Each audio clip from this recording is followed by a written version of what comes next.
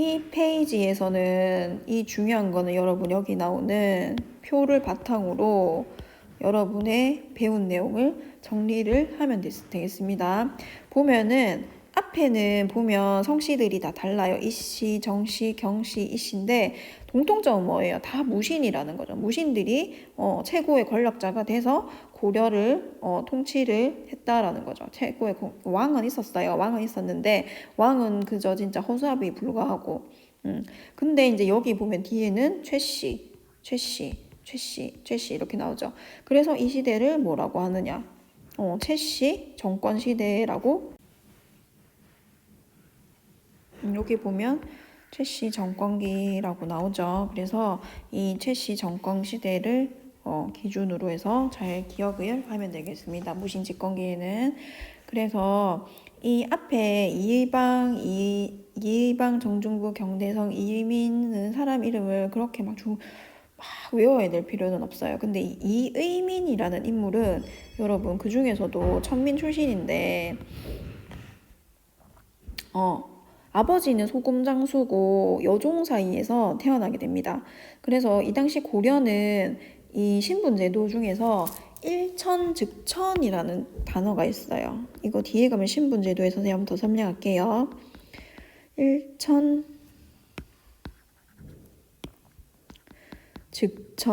그러니까 한 사람이라도 부모 중에 한 명이 노비면 그 자식도 곧 노비다라는 천한 사람이다라는 뜻이에요. 그래서 이 의미는 엄마가 요종이었기 때문에 본인도 천민이라는 거죠. 근데 이 천민임에도 불구하고 최고의 지위에 오른 인물입니다. 그래서 이제의 상징적인 인물로 여러분이 기억을 하면 되겠습니다. 그 다음에 요 최씨 정권 전까지는 중심기구, 그러니까는 자기들이 정치를 권력을 독점하면서 고려를 좌지우지하기 위해 모였던 그 권력 기구의 이름이 중방이에요. 중방.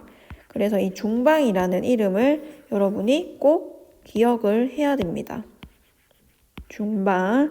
그 다음에 최충헌 때는 뭐냐? 정치는 교정도감을 설치를 해서 권력을 잡았다. 유지했다라고 보면 되고, 최후 때도 교정도감은 있어요. 근데 하나 더 추가가 된 게 정방이라는 겁니다. 군사적인 일을 많이 처리를 했다라고 하면 정방에서는 이제는 군사적인 것만으로는 정치를 할 수 없다라는 걸 깨닫고 이렇게 능력 있는 사람들을 채용을 하기 위해서 설치한 기구입니다. 그래서 정방이라고 하고 능력 있는 사람을 채용해서 적재적소의 자리에 배치를 해서 쓰려고 하니까 인사권을 가지고 있었겠죠. 인사권. 인사권은 뭐예요? 이 사람을 뽑아서 어느 부서에 배치를 할 것인지를 결정하는 권리를 인사권이라고 합니다.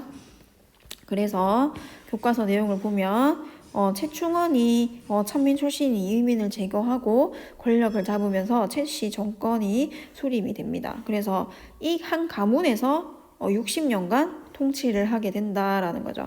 그래서 교정도감 설치했다라는 내용 보면 되고 플러스 도방이라는 것도 나오는데 이거는 군대예요, 군대. 그래서 요거 정도는 기억을 하면 좋겠죠. 그 다음에 이 삼별초라는 게 또 뒷부분에 나옵니다. 그래서 이 삼별초는 처음에는 치안을 담당하기 위해서 좌별초, 우별초가 있었습니다. 거기에 몽골의 포로가 됐다가 다시 내려온 사람을 신의군이라고 했습니다. 그래서 좌별초 플러스 우별초 신의군 이렇게 하면 되겠죠. 그래서 처음에는 사병 역할을 했는데 뒤에 우리 왕관섭기에 가게 되면은 원나라에 대항하게 돼서 싸우게 되는 군대 이름도 삼별초다라는 거 여기서 나왔다는 거 기억을 잘 하면 되겠죠. 그 다음에 이제 이 시대의 또 특징이 뭐냐면 난들이 많이 일어나게 됩니다. 그래서 하나는 농민의 난, 하나는 천민의 난 이런 식으로 기억을 하면 된다라는 거죠. 여기 보면 이제 이의민이 천민 출신인데 최고의 권력자가 된 경우도 있었다. 그러니까 상징적인 의미를 가진다고 했죠. 저렇게 천한 출신도 최고의 자리에 오를 수 있구나라고 생각을 하게 되니까 백성들 사이에서는 신분 상승에 대해서 나도 그렇게 될 수 있겠다라고 생각한다라는 거죠. 그렇게 되니까 이 힘든 상황을 타파하기 위해서 여기저기서 이제 들고 일어나는 걸 봉기한다라고 하는 거예요. 그래서 이 케이스가 이제 여기 나오죠. 특수행정구역인 공주명학소, 소 나오면 여러분 생각해야 되는 게 향부곡소 떠올리면 되겠죠.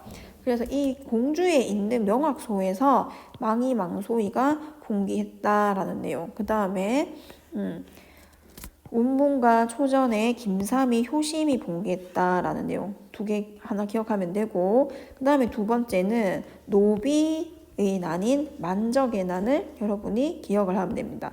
이 만적은 최충원의 노비였어요.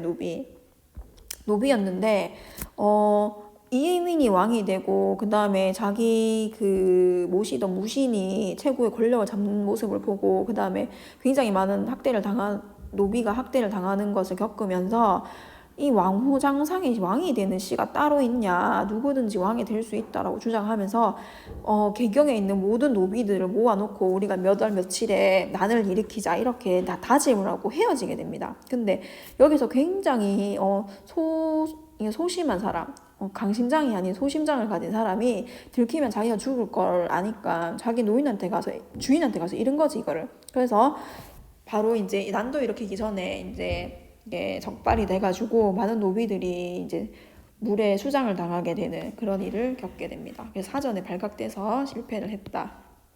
이 노비가 일으킨 봉기이기 때문에 신분 질서를 극복하려는 신분 해방 운동의 성격을 가지고 있다라는 내용 잘 기억을 하세요. 이 부분. 그래서 여기 밑에 한번 봅시다. 신종인 왕이 언제 왕이냐는 걸 알 수 있고 만적들 6명이 산에 모여서 나무를 하다가 많은 노비들을 모아놓고 경인년 계사년 이래에 천한 사람들 사이에서도 간직이 많이 나오고 있다. 어찌 왕후 장상 높은 자리에 올라가는 사람의 씨가 따로 있느냐.